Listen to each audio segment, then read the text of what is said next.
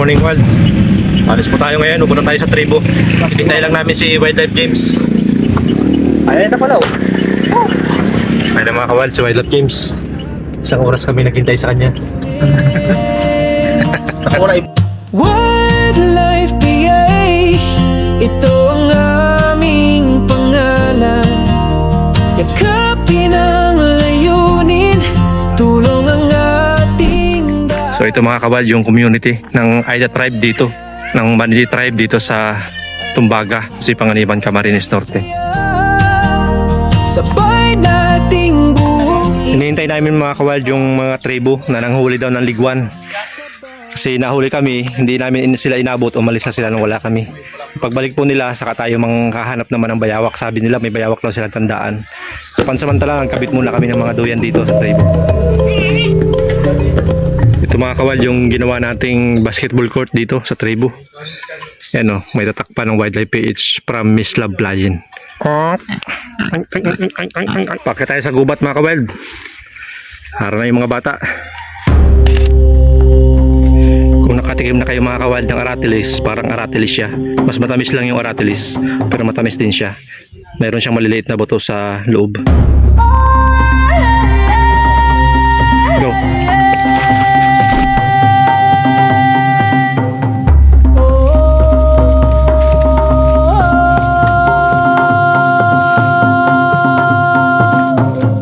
Sa gitna ng gubat, tahimik ang mundo.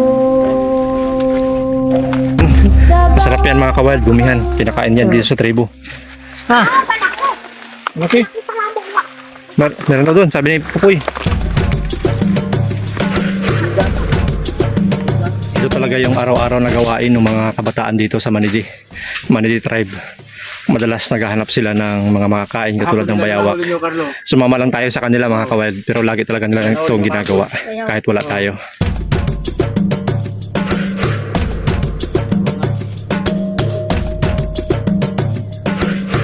Kapapadagal sa mulo. Ano? Laki. Oh, ayun na. Laki. Katulad. Laki. Laki nga. Bayawak nga. Ka malamak. Saka. Ayos mo. Udah. Paalam sa inyo, ating mga kaibigan. Sa puso ko kayo'y manang. Para maano dyan. Nakasang boy. Tuloy-tuloy dyan boy sa dulo.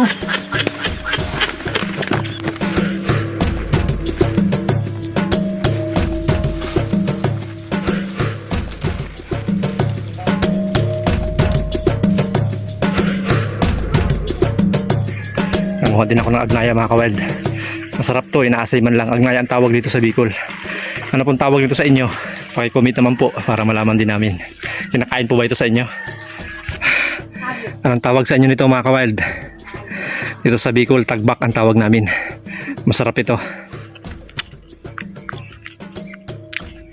Alam mo ba na kami ni Joe, ni James, kumakain dito. Dahil di namin alam kung ang tawag, pinangalanan namin itong tisoy. Tisoy ang tawag namin dito. Kinakain namin. Mga bata pa kami. Hanggang ngayon kinakain namin. Pinakakita kami sa gubat.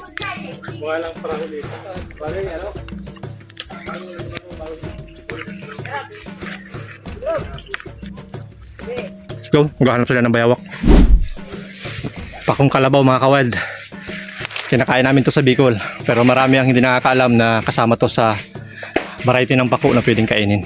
Malaki siya, mas malaki kaysa karaniwang pako na alam natin.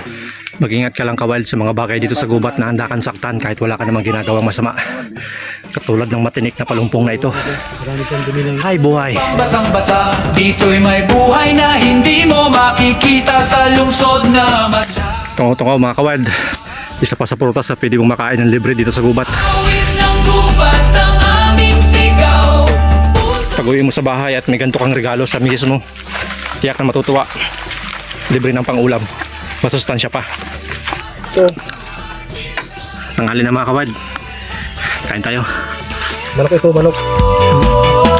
Simpleng buhay, walang masyadong drama. Sa